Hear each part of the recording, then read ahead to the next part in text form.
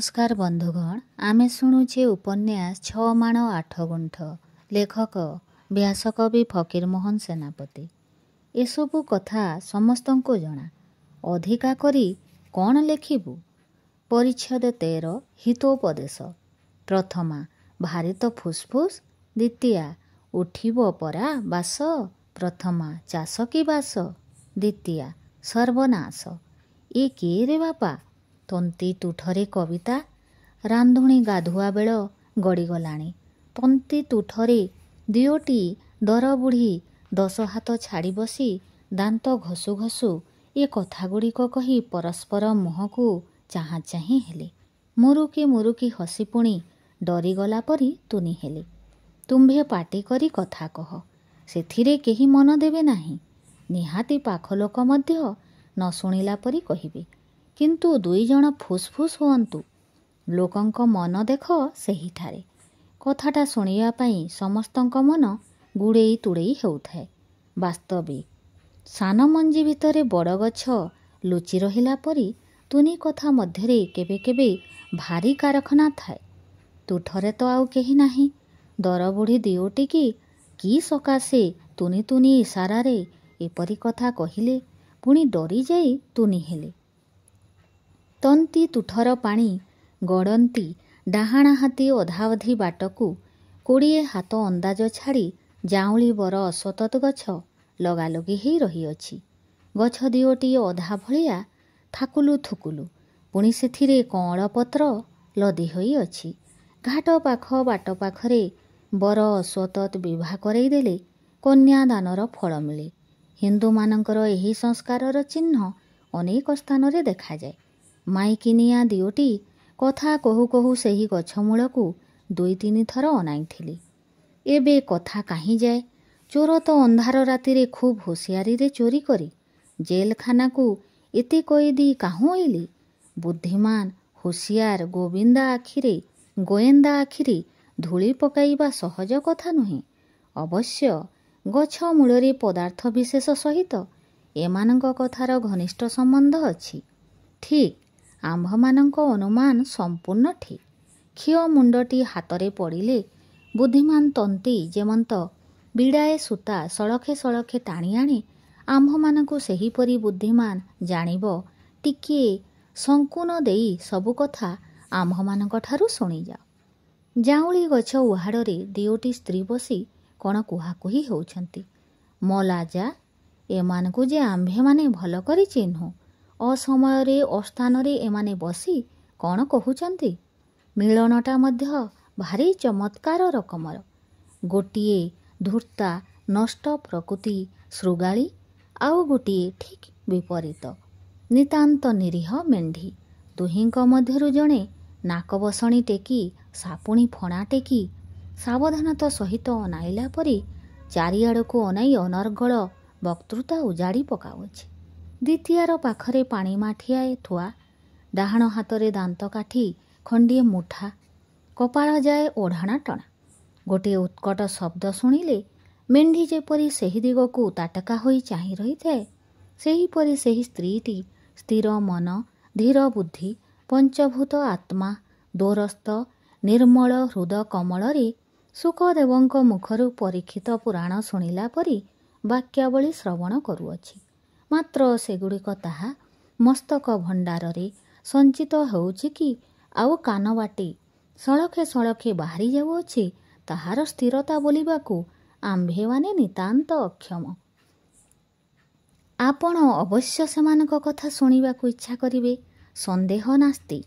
जणे मतुआला कहिथिला, संसार विषवृक्षस्य मद्यमांसामृत फलम, अर्थात संसार रूप विषवृक्षरे मद्य मांस एही दियोटी अमृत फल फली अछि। ए कथा शुणी वृद्ध मनु बोलिले, न मांस भक्षेण दोष न मद्ये प्रभुति रेषा भूतानाम, अर्थात भूत माने बा भूतपरी लोक माने एपरी कथा कहंती ठीक कथा। वृद्धस्य वचनम ग्राह्यम, मात्र संसार रूप विषवृक्षरे जे दियोटी अमृत फल फली अछि ए कथा ठीक सत्य। चिन्हारा किए? केवल आंभमानंकु से फल दियोटी जଣା। परोपकारम स्वर्गीयम, ପରର ଉପକାର କରିବା ହେଉଛି ଆମ୍ଭମାନଙ୍କର ବ୍ରତ।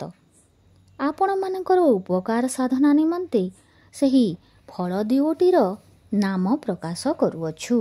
ଗୋଟିଏ ଫଳର ନାମ ତୁନି କଥା ଶୁଣିବାକୁ ଇଚ୍ଛା, ଆଉ ଗୋଟିକର ନାମ ପରନିନ୍ଦା।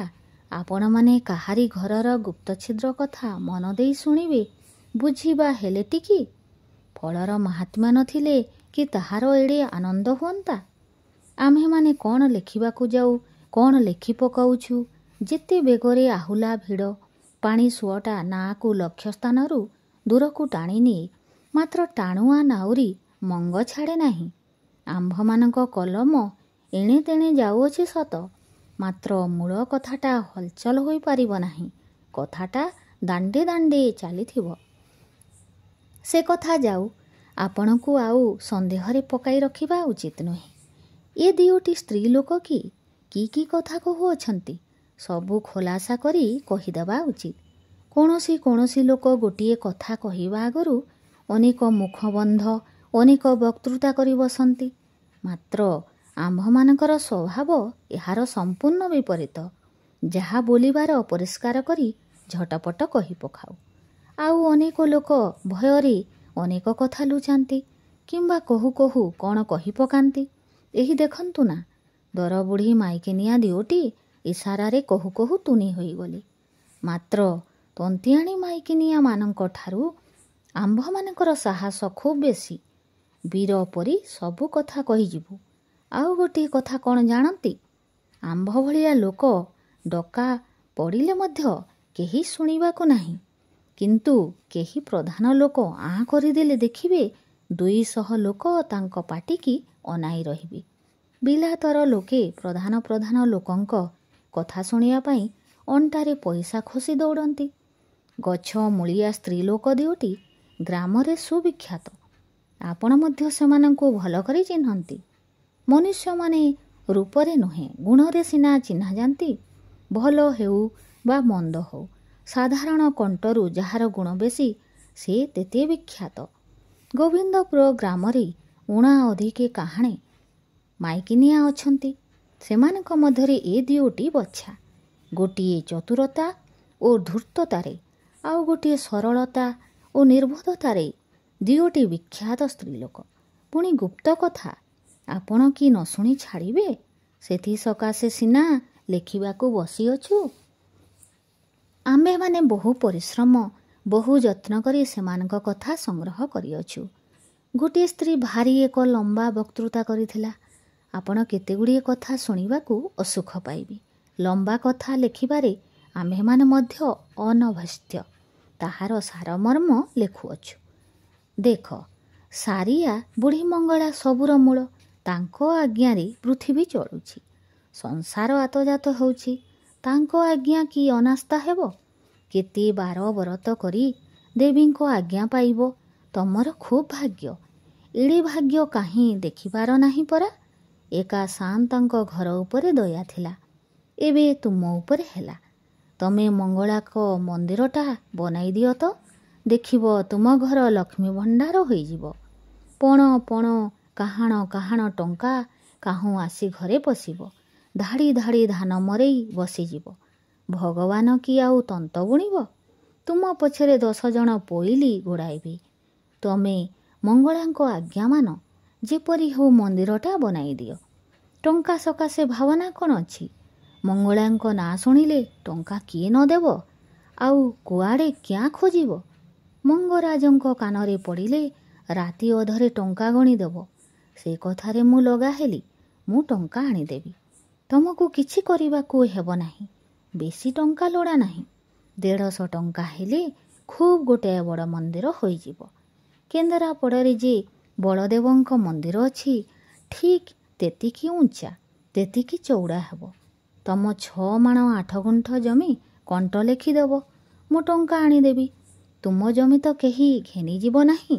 ଯେଉଁଠା ଜମି ସେଇଠି ରହିବ। କେବଳ ଗୁଜାରେ ଲେଖାଯିବ। ମନ୍ଦିର ବନା ସରିଲେ ତ ତମେ କେତେ ଲୋକଙ୍କୁ ଟଙ୍କା ଦେବ? ମା ମଙ୍ଗଳା କିଛି ଶଙ୍କୁନ ଦେଇଥିବେ, ନିଶ୍ଚୟ ଦେଇଥିବେ। ସେ ପ୍ରଥମେ ଶଙ୍କୁନ ପରି ଗୋଟିଏ ସୁନା ଟଙ୍କା ଦିଅନ୍ତି। ସେ କି ରୂପା ଟଙ୍କା ଦେବେ? ବକ୍ତୃତାକାରିଣୀର କଥା ଯେ ସାରିଆ ହୃଦୟଙ୍ଗମ କରିପାରିଲା ଏହା ଆମ୍ଭେମାନେ ବିଶ୍ୱାସ କରିପାରୁନାହୁଁ। ସେ ବଲ ବଲ କରି ଚାହିଁ ରହିଥାଏ। ପଣ ପଣ ଟଙ୍କା, 150 ଟଙ୍କା। 150 ଟଙ୍କାର ଅର୍ଥ ବୁଝିବା ତାହା ପକ୍ଷରେ କି ସହଜ କଥା। ଟଙ୍କାକର ପଇସା ଗଣିବାକୁ ହେଲେ ସାରିଆ ଗାଁକୁ ବାହାରେ ନାହିଁ। ଭଗି ଆଉ ସେ 2 ଜଣ କବାଟ କିଳି ଦେଇ 2-3 ଘଣ୍ଟା ମଧ୍ୟରେ ଗଣିକରି ଠିକ୍ କରନ୍ତି। ଯେଉଁଦିନ 5 ସୁକା କି 18 ଅଣାର ଲୁଗା ବିକ୍ରି ହୁଏ ସେଦିନ ତାହା ଭାଇ ଲୋକନାଥିଆ ପାଖରୁ ଗଣାଇ ଆଣେ। ଆଉ ତାହା ଘରେ 5-6 ଜଣ ପୋଇଲି ବସିବେ। ଏହା ବିପଦ କି ସମ୍ପଦ? ମହା ମୁସ୍କିଲ।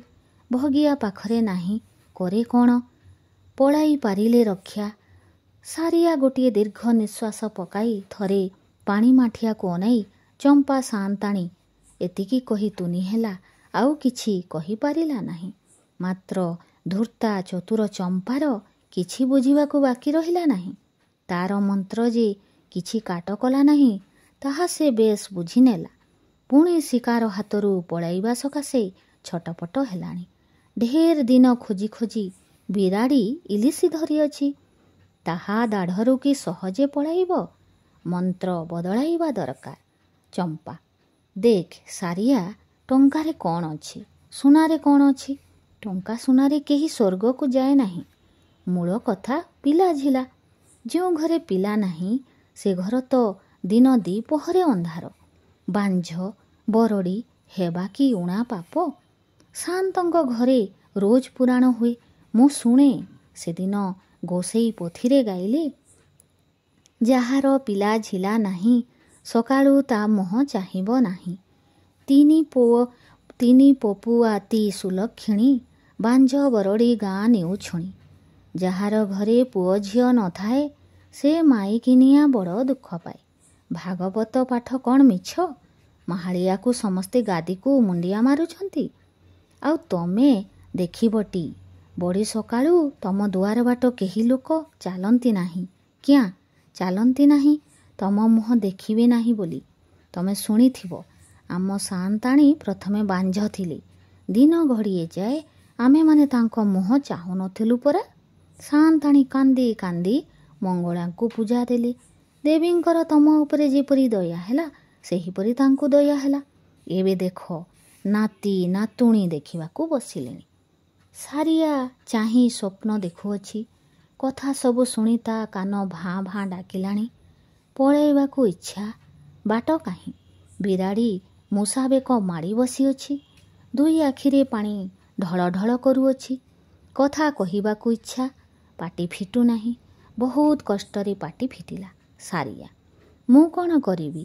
ଲୋକେ କହୁଛନ୍ତି ସାଆନ୍ତେ ଜମିକଣ୍ଟ ନେଖିନେଲେ ଫେରାଇ ଦିଅନ୍ତି ନାହିଁ।